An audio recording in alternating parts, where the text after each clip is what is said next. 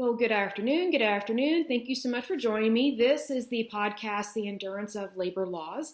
I'm your lovely host, Lesley Sullivan, and today is episode 160, and we are going to take a look at part 4 of Marxism. This is probably going to be the last episode that we discuss specifically about Marxism.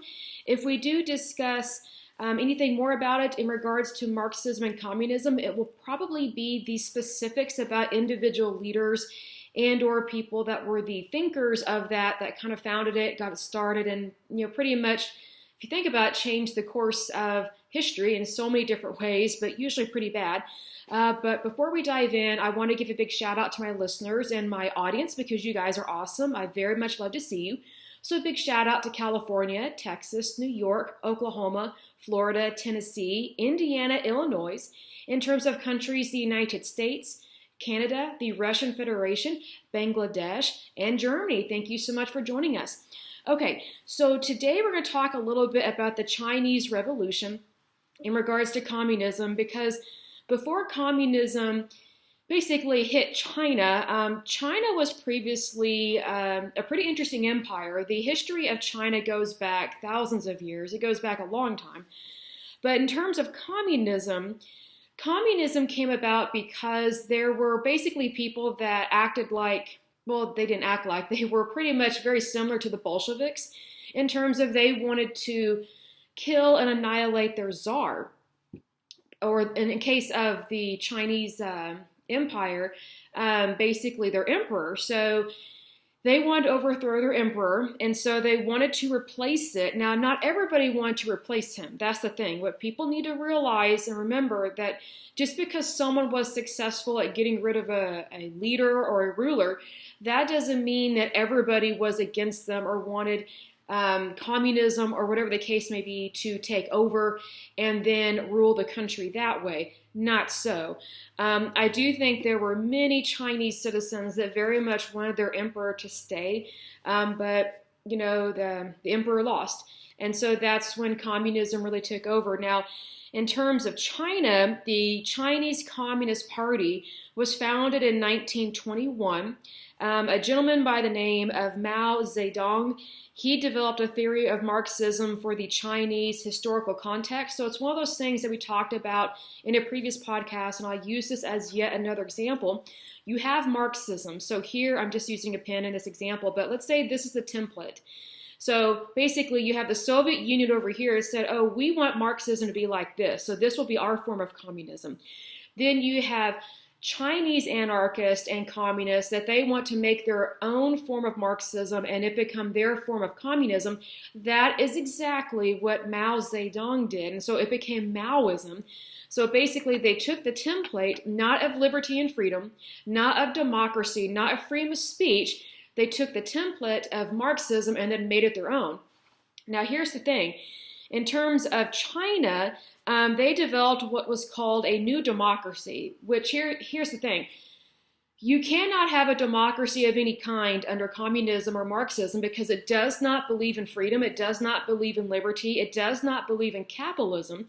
So your currency and your economy are going to be substantially weaker than countries that have capitalism and democracy because we have freedom and liberties that pretty much nobody else has within here in the United States. So it's just one of those things I don't understand why any leader would adopt or adhere to a type of thinking that hinders their people. It makes absolutely no sense to me. The only thing I could think of is power and control, and just, within power and control to the extreme, they put themselves up above the peasants.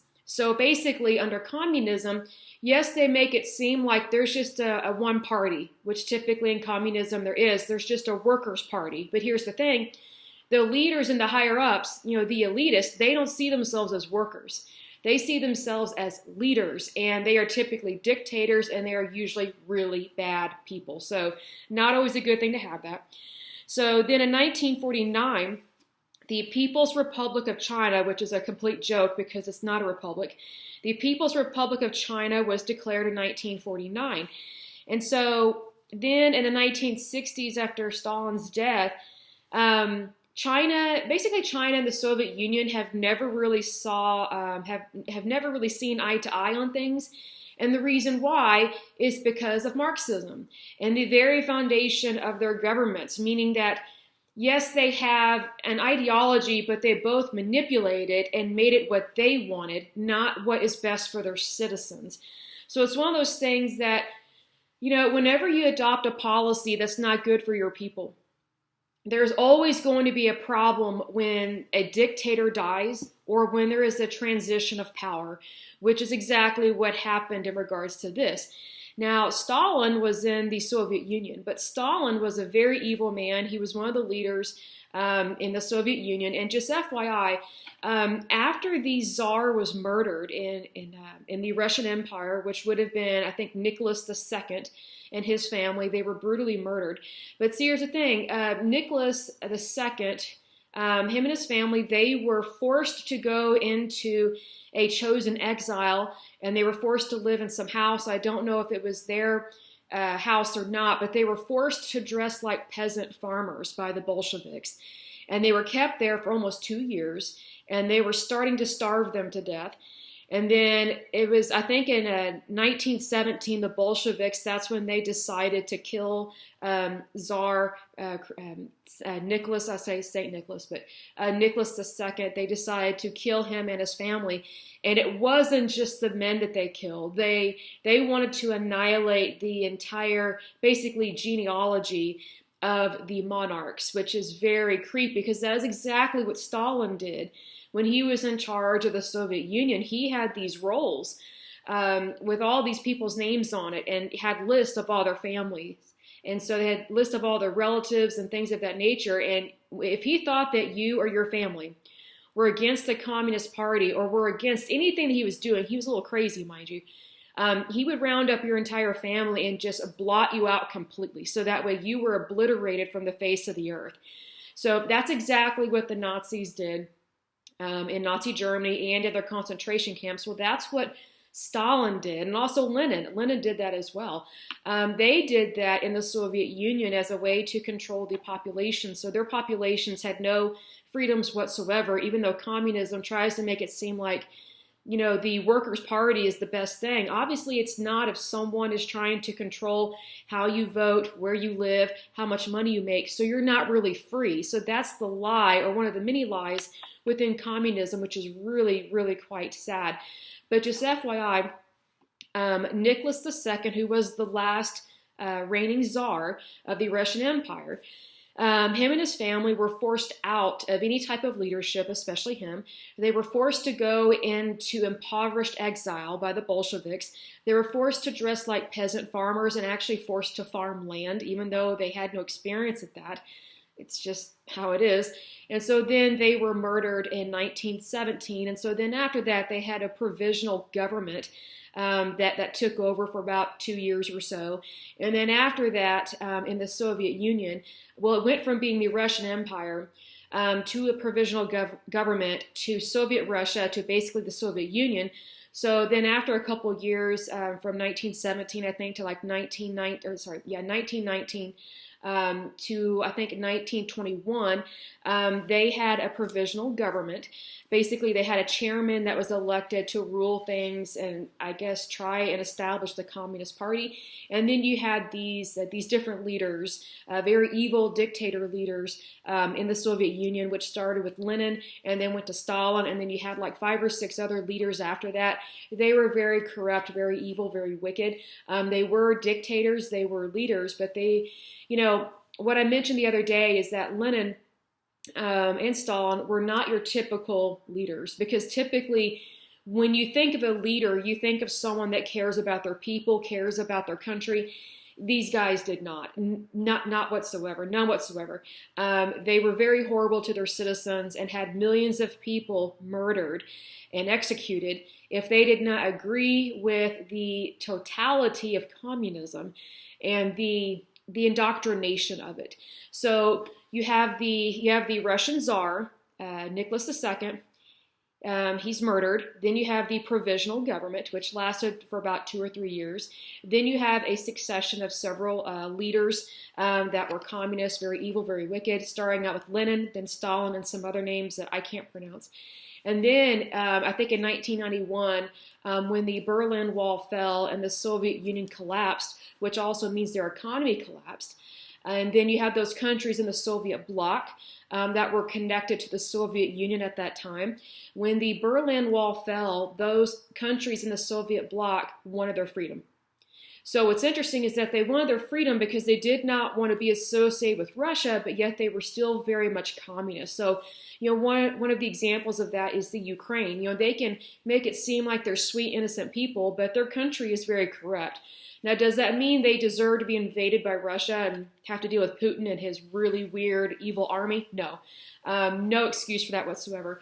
But we should not be surprised that President Putin is doing that because he's ex-KGB. So what do you expect from someone who very much was probably a really good citizen and a really good employee of not only the Soviet Union, but of the KGB? And so stupidly, the Russian people made him president. Technically, he was appointed by one of their leaders, and then he became president. And it's really interesting how they claim to have a presidency in Russia, but it's really still communist. So they don't have freedoms like the United States. So it's basically I would say it's a puppet regime of a democracy. And so basically, the Soviet Union, it's had a lot of problems, or Russia has had a lot of problems ever since they murdered their czar. Because I think if they had kept their czar, I think he would have given them, freedoms in terms of democracy. Because technically, Nicholas II was a moderate. He was not a crazy dictator. I mean, he actually loved his country and loved his people, which is the direct opposite of Lenin and Stalin and some of these other leaders that were not a president per se. They were just a dictator. So you go from Nicholas II, who was a czar, he's murdered, and then it goes into a provisional government for a couple years, and then they have a succession of different leaders. And then in 1991, sometime after the Berlin Wall fell and the Soviet Union, their economy crashed, their currency crashed, their government crashed, and it should have because they were evil and very wicked.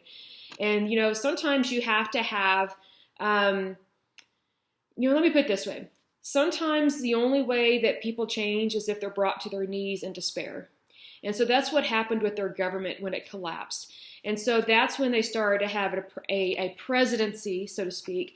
But it's really not the same as what the United States has. So it's kind of a joke, but at the same time, at least they're trying. At least it's not the Soviet Union anymore. It's not as evil as it used to be. I think that it could definitely get better. But since 1991 or around there, they have had different presidents since then. And at this point, President Putin is still president. Last article I saw about him, he was not feeling very well. And I saw a picture of him. He looked puffy and very just sickly, like he looked like he had lupus. Because, I had a relative in my family, not related by blood, but by marriage. She had lupus. And I could tell when she wasn't feeling very well or whenever she was on a new medication because she would be puffy. And so I don't know if she's on steroids or what, but that's what it reminded me of when I saw President Putin and he was puffy. And I was like, he doesn't look very good. Like he was not riding a horse topless in this picture. He did not look very good. But just anyway, when we think about typical leaders, I think for our day and age, we think of people that actually care about their people. They want them to do well. They want them to be free, and they want them to have liberty and to be successful. Well, Lenin and Stalin were not those kind of leaders. Hardly any leaders post killing of their czar in Russia, hardly any of their leaders have been for the people. And that's really sad because Russia has had many opportunities to be a true democracy, but it still is not. So it's just one of those things that whenever you embrace something that is the opposite of what is best for mankind, you're opening a Pandora's box to anything and everything that goes against liberty and freedom. And so then your people are suppressed. And if your people are suppressed, eventually you will become suppressed. So it is a concern with that. But anyway, there has been a conflict between China and the Soviet Union for many years, and it stems from Marxism and Stalinism because, again, you take a template that's not really, it's not for mankind. It's actually against, it's actually has human rights violations attached to it. Of course, there's going to be some butting of heads, but what's interesting is that Russia and China, sometimes they very much, they gang up on the United States is what they do sometimes. And an example of this is where President Putin, for some stupid reason, the Biden administration, I don't know why they're doing this. I think they've lost their minds. One of the reasons why our gas prices are so high is because we are getting some of our fuel from Russia. How dumb is that? It's like, if you actually think that Russia stole our election, with President Trump, then why would you do business with them? Or why would you not do business with them? Excuse me. So let me rephrase that. So sometimes we are getting our oil production and our gas from Russia.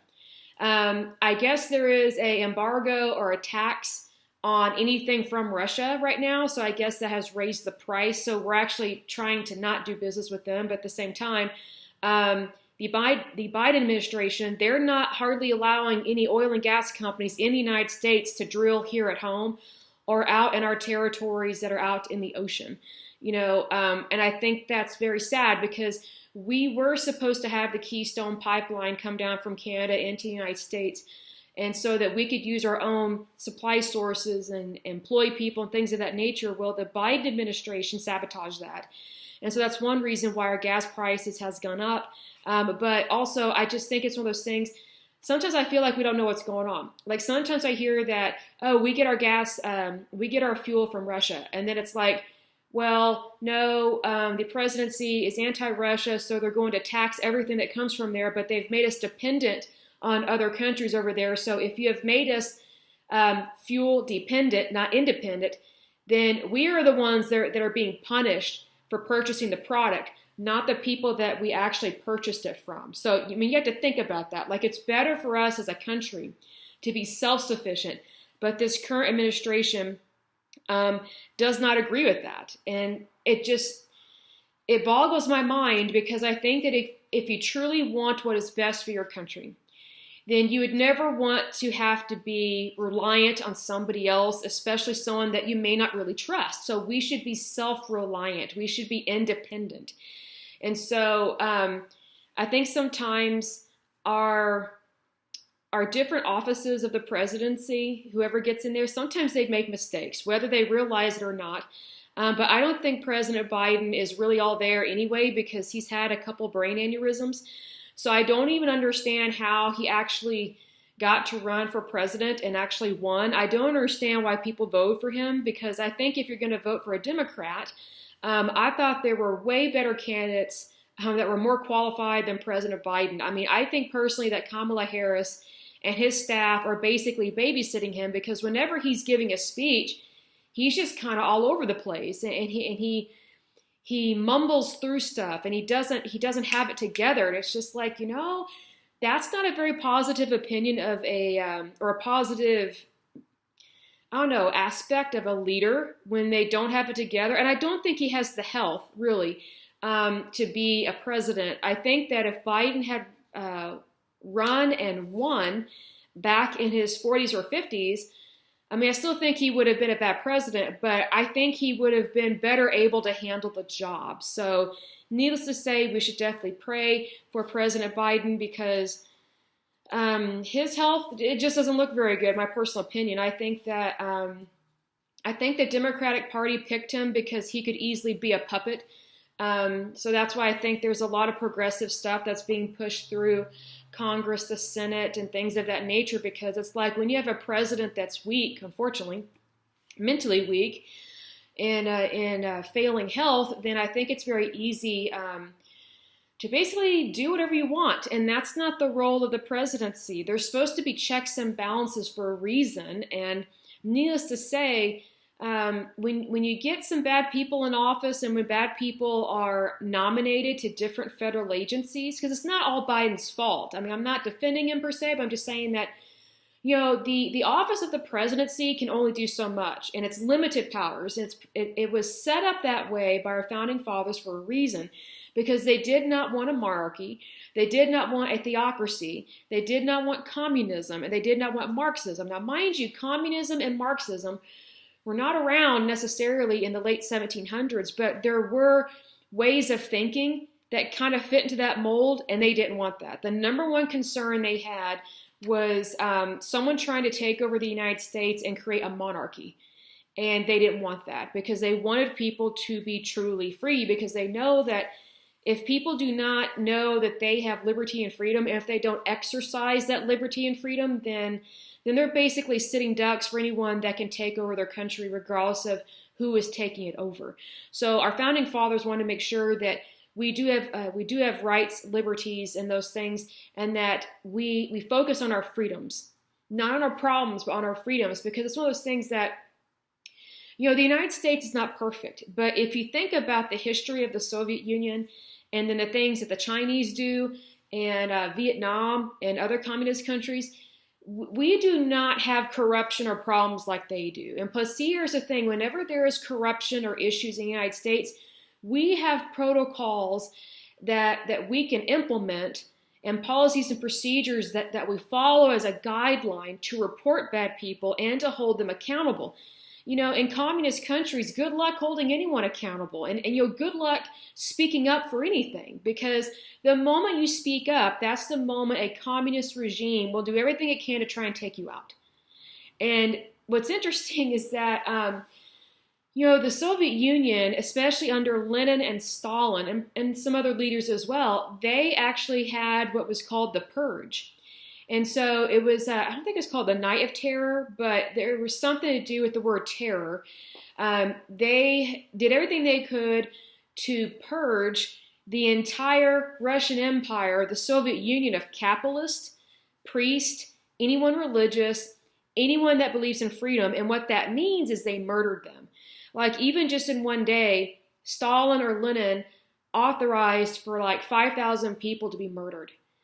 And so it's just really disturbing that people would actually want that people would actually think, oh, Marxism is great, communism is great. I'm going, well, do you have the money or the army to back that up? Because if you don't have a stockpile of money, and if you don't have your own army to defend you, basically, then whenever that government turns on you, you've got nothing.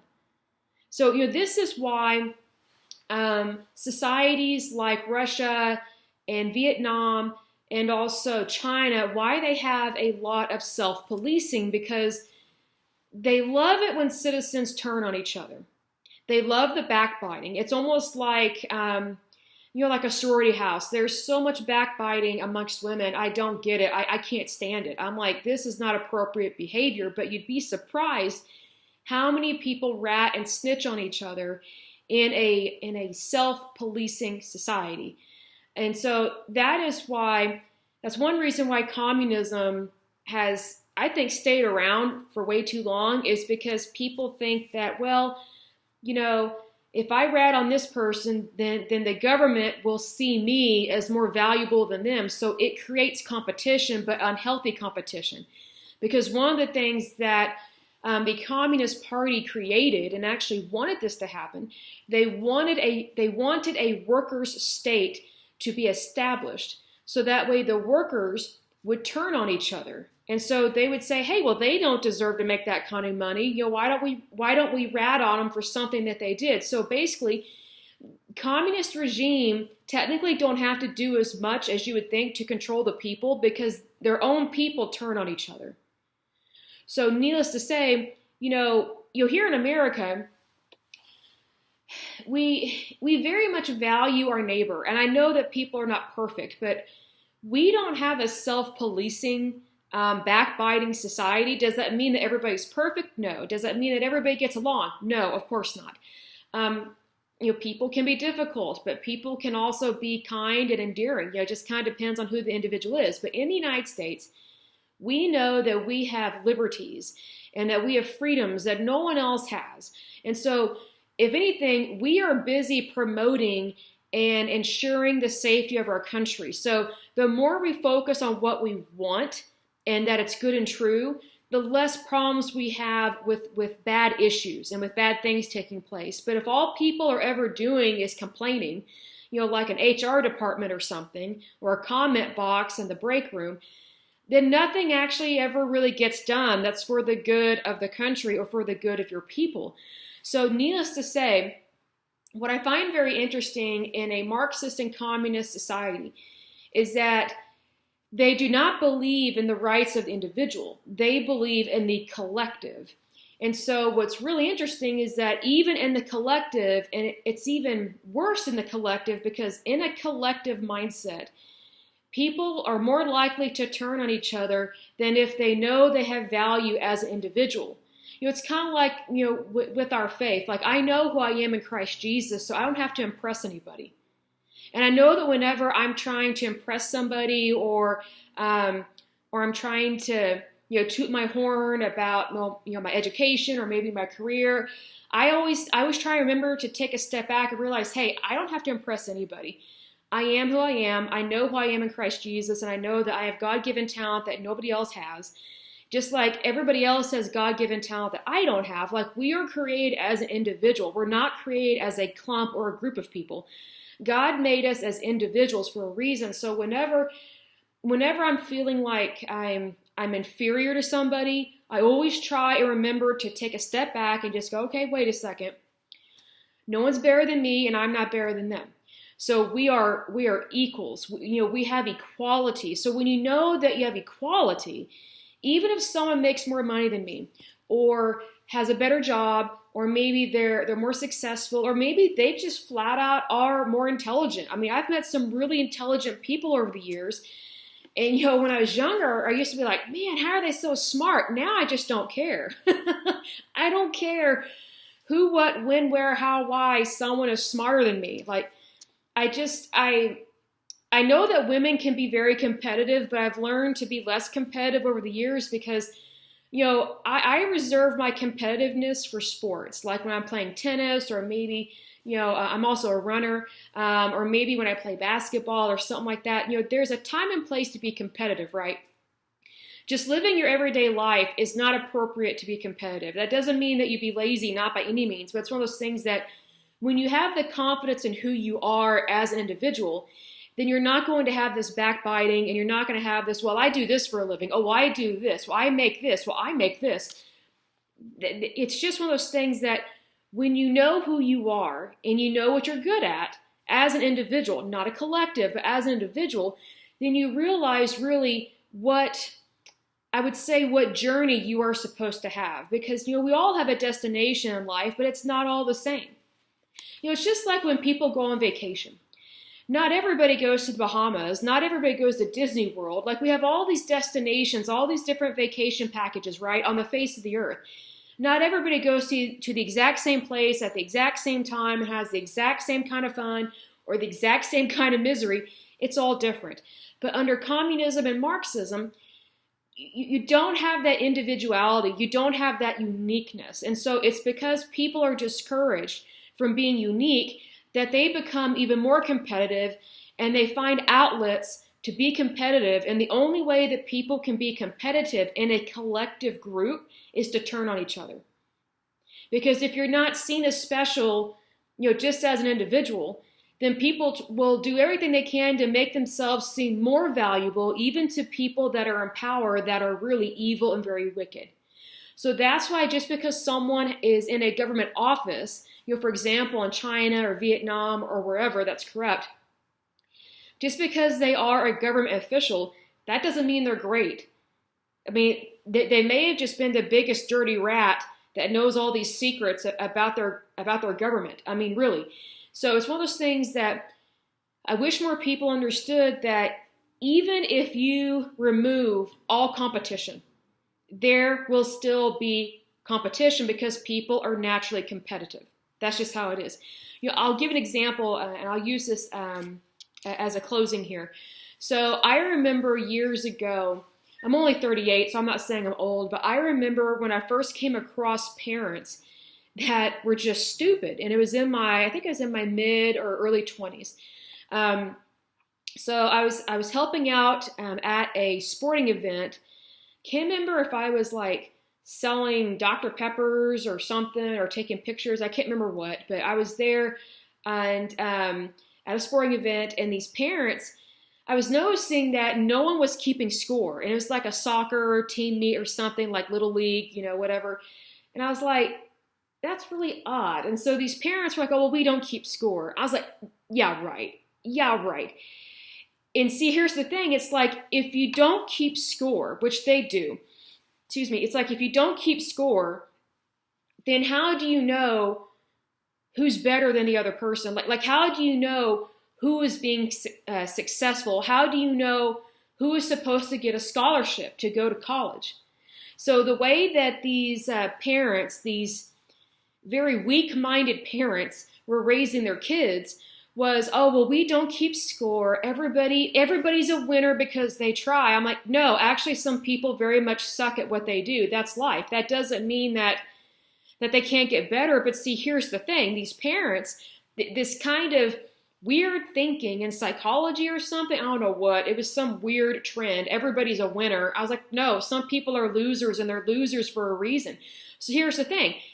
If it's not definitive about who's a winner and who's a loser, especially in a sport, then how can the people that suck at what they do ever get better if you just always tell them, oh, there's nothing wrong, you're a winner, you're doing fine? No, actually, if someone is not doing a good job at what they're doing, they need to be told. And they need to be told immediately, hey, your skill sets are not where they need to be. We need to practice some more. But if you tell those kids that suck at whatever sport they're playing, if you tell them that they're doing great, then they're never really going to be a winner. It's not real. It's so interesting. I remember this one meet we had, this was years ago. It's like everybody got a trophy. I was like, but not everybody was scoring points. I was like, usually we only gave trophies to like the top 3 players, to the people that scored the most points, or, were the best at defense or things like that. No, this one team, it was so stupid. They wanted to have a trophy for everybody. And I'm just like, you know what that does? That doesn't create an equal playing field. It actually creates inequality, because then you're saying that the people that scored more points are equal to people that didn't do their job very well. That is degrading to the people that actually did a really good job and have really good talent. And also, you're giving the same fancy title to losers that only belongs to winners. So I noticed that in sports several years ago, and I just thought, man, these kids are going to grow up. They're going to be adults, and they are going to be crying and playing their violins. It's not fair. It's not fair. Guess what? Life is not always fair. And here's the thing. Sometimes people suck at what they do. And it doesn't mean that you can't do better. I'll give an example. So let's see here. What am I not good at? I think about cooking sometimes. Like sometimes I'm not good at barbecuing things. I don't know why. I'm great at baking pies. That is my specialty. But when it comes to barbecuing, at this point in my life, I'm not really good at that. Why? Because I don't do it very often. But if you want to have a competition in terms of baking pies, I guarantee you I will totally cream you every single time. My pies look perfect. They look beautiful. They taste great. I take great pride in my pies, but barbecuing, it's not my forte. It's not my specialty. Can I do a good job? Yeah, but I know that there are so many other people that are way more qualified than me at barbecuing. I'll give another example. So let's see. Oh, engineering. I am not an engineer. I do not understand their language. I do not understand the industry. I do not understand that job. Can I work with them? Yes. But, if I was to be interviewed for an engineering position, first of all, I don't have the education. I don't have that college degree. I don't have the desire, and I don't have the certification. Oh, and here again, I don't have the work experience for that. So if I'm applying to an engineering job, and there's a guy over here that's just amazingly talented, super whiz kid, super genius at being an engineer, and then you have me, I'm not competent at all to be an engineer. But if you were to think like these stupid parents that I met years ago, they're like, their way of thinking would be like, oh, you're both engineers, you're both equally qualified, you both should make 100K, don't worry about it. I mean, here's the thing, that would be such a slap in the face to the guy that actually went to school for like, I don't know, 6 or 8 years to be certified as a very well-paid engineer, whereas me, that's not my education. I've been to college, but I didn't study that. I don't have a clue about it. So if anything, you would be overpaying me to do a job that I don't even know how to do. And also, it would be very degrading to the guy that actually does know what he's doing. I'd be like, I don't have that talent. Like, that's not how I think. I've had some friends over the years that are engineers, and when they start talking about their job, I just glaze over. I'm just like, I have no idea what you just said, but, God bless you. I pray that you make a lot of money and that you have a wonderful employer, but what you just said makes no sense to me. God bless you. Love you very much. But, here's the thing. It's the same thing in the Communist Party. What they try and do, instead of raising everybody's pay to being great, like 55K or 100K a year, instead they suppress everybody's wages, but yet they expect everybody to be doing the exact same thing. So basically, the engineer would be pushed down to my level of education, would be pushed down to my level of earning in terms of the engineering world, and we would both be poor. That is the communist way. That is the Marxist way. That is not the American way. That is not the democratic way, and that is not capitalism. Capitalism specifically says, hey, what is your natural talent? Go make money that way, because that is your natural skill set for life. It's something that how to describe this, that you're naturally good at and that you naturally enjoy. Like, I don't enjoy engineering at all. I mean, I could find something to kind of be passionate about in regards to it, but, I'm always going to be looking towards something else that makes me happy. Whereas the very talented engineer, he doesn't have to look to other things to make him happy in terms of his career, because he already knows what he wants to do, because he knows that is his talent.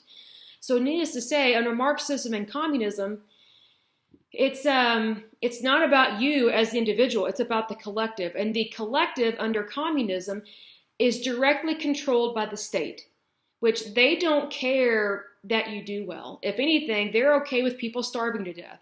But yet they make it seem like they care by passing socialist programs that it just gives them permission to overtax the rich, basically degrade the rich and legally steal what they have, and then claim to give all this stuff to the poor in the disguise of equality.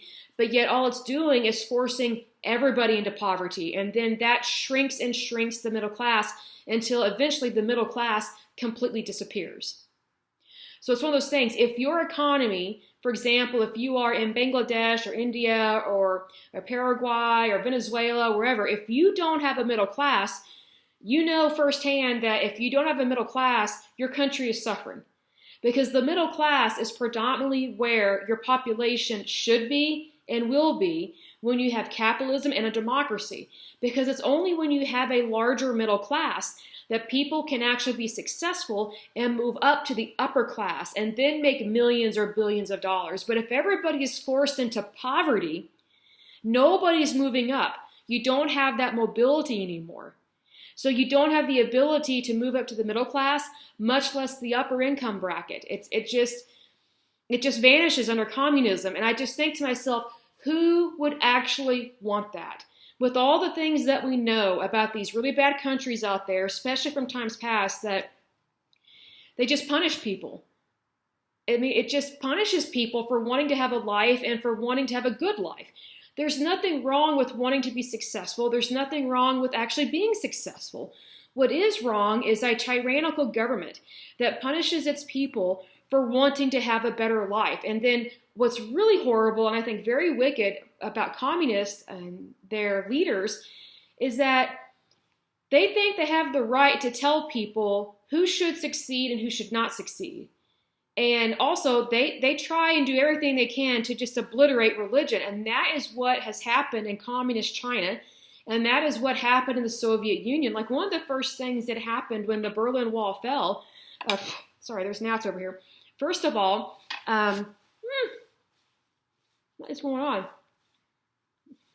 That lovely gnat. That's great. Love eating bugs, right? But I'm kidding. I don't really enjoy eating them. A gnat flew onto my lip because I have really thick lip gloss. But anyway, so one of the things that really was shocking to me was when the Berlin Wall fell, the first thing that happened was people realized now we can buy what we want. Now we can have an economy. And so they actually were able to have fruit brought into the country. They could actually purchase fruit, and they could actually start owning and operating businesses. Whereas before, when they had the Soviet Union, it was the government that decided if and when you had a business. It was not up to the people. So you did not have freedoms. That is basically what is happening in China. And it's been going on probably since, 1949, ever since they had the People's Republic of China. So here's the thing. Just because someone lives in China doesn't mean they agree with everything that the government does. Just because someone lives in Russia, that doesn't mean that they completely agree with everything that is going on in Russia, much less in the previous times of the Soviet Union, because there were so many people in the Soviet Union that they did not like their country, but they were not allowed to leave. And if they tried to escape, they could be rounded up and executed. So needless to say, we don't have that system here at all. But I do think it is strange whenever people think, oh yeah, Marxism is great, communism is great. I'm just going, why would you ever embrace that? Why?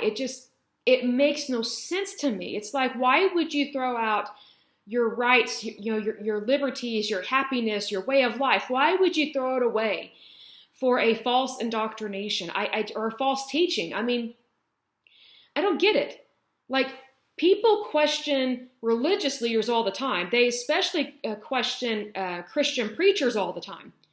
But people don't question government all the time. And you should question it. That doesn't mean you should turn against it per se. But the whole point of being an individual and having freedoms is that you have a brain to figure things out, and you have every right to question things. Not necessarily a negative way, but just think, okay, is this something that I really want for me and or my family? Is this something that benefits me, or is it just something that benefits somebody in an ivory tower at our nation's capital? You know what I mean? Like, you have to think about, okay, is this policy really for me, or is it for the elitist? Is it really for me, or is it for universities? Is it really for me, or is it just for labor unions? Is it really for me, or is it just for one political party? Because when you have equality, it's not just for one segment of the population, it's for everybody. But not as a collective, it's as a country. Because the power is with the people, not with the government. Because we, the people, are the government. I wish more people knew that. And I wish people understood that your rights matter very much. Not as a collective, but as an individual human being. For sure. And that's a God-given right. And that's something that mankind should never try and strip from you. But that is exactly what communist and Marxist leaders do. They strip you of your rights to strip you of your dignity, so that way you will never have the desire to ever question anything they ever say, think, or do. When in fact, you should question it. Because that's why you have checks and balances within your government, to make sure that one branch of government doesn't supersede the other, and that your government is a healthy, as much as it can be, a healthy government entity that does not violate, the laws of the land. Because the laws of the land are supposed to govern the people. But it's the people that decide who is in charge. So hopefully this podcast helps with that. I hope so, because I'm noticing a very dangerous trend where people are siding with and encouraging Marxism and communism in the United States. And I'm just thinking, I think you need to read some history books. I really do.